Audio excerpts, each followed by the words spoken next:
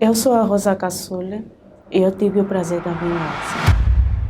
Eu desde pequena presenciei as agressões do meu pai contra a minha mãe.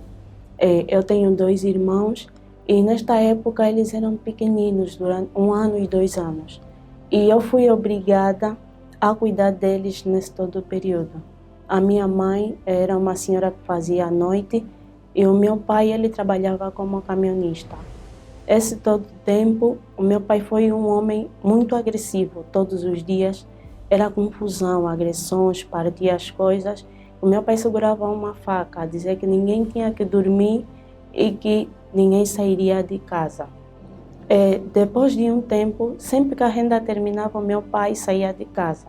Depois de esses 7 anos, ele ligava para minha mãe e a minha mãe aceitou voltar para ele. Aí foi quando eu fiquei ainda com mais mágoa dele.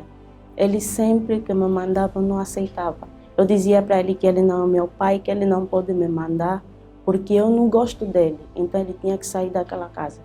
Eu fazia de tudo para que eles se separassem. Eu causava discussão dentro de casa para que a minha mãe lhe dissesse vai embora.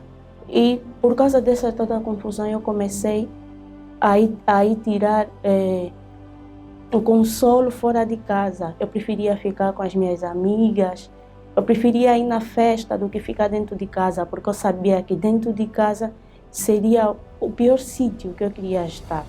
Eu comecei a namorar com 12 anos, porque eu dizia para mim que eu namorando eu teria a minha paz, porque dentro de casa eu não tinha paz. Eu já cheguei a eu falava, não, eu vou ser depressiva. Minha mãe tem que me dar atenção. Minha mãe tem que ver que eu sendo depressiva porque eu não gosto do meu pai. Então ela tem que deixar o meu pai para me deixar de ser depressiva. Eu cortava os pulsos para chamar a atenção da minha mãe, para ver se ela deixasse ele. Então eu fui continuando fazendo. A minha mãe não me dava atenção. No meu namoro eu acabei por me engravidar. Quando eu me engravidei, o meu pai voltou de novo para casa. Aí onde começou mais uma vez a briga entre eu e ele. Já não era com a minha mãe, era comigo. Nessa toda a confusão, a minha mãe também acabou por sair prejudicada, porque a minha mãe depois ficou doente. Ela teve uma doença que ela emagreceu, ela dava recaídas e eu não entendia o porquê. E as minhas tias não queriam falar a verdade para nós. Eu comecei vendo aquela situação, eu comecei a ficar com mais mágoa ainda, porque eu sabia que tudo o que acontecia com a minha mãe era culpa do meu pai. Depois de eu ter o bebê, meu esposo me levou para a igreja.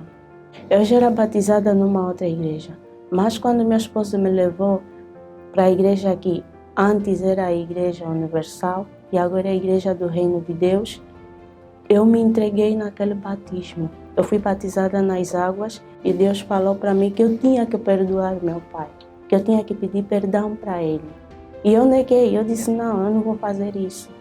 Eu não vou pedir perdão para ele. Deus falou novamente comigo, você tem que pedir perdão para o teu pai. Saindo da igreja, passando pela paragem, me encontrei com ele. Eu parei, cumprimentei, perguntei como é que ele estava, uma coisa que eu não conseguia fazer. Eu nem gostava de ouvir o nome dele.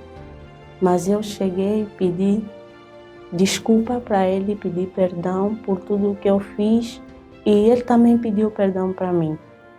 Eu fui para casa e eu fiquei aliviada, porque aquele era o único trecho que faltava para mim poder receber o Espírito Santo. No dia que eu recebi o Espírito Santo, foi uma alegria imensa. Eu não estava a acreditar. Eu disse para o meu esposo, você não está sentindo nada? Ele me falou, sentiu o quê? Eu disse, Deus está aqui comigo, não estás a sentir? Ele ficou a rir, eu disse, não, Deus está aqui. Eu sinto uma presença imensa, eu sinto algo que eu não sentia antes. É uma presença, eu sinto que Deus está aqui, Deus está comigo. Foi uma alegria imensa. Eu digo que foi muito bom para mim, porque sem o Espírito Santo eu continuaria no pecado.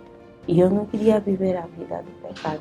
O Espírito Santo hoje representa na minha vida, mais do que alegria, representa uma paz imensa.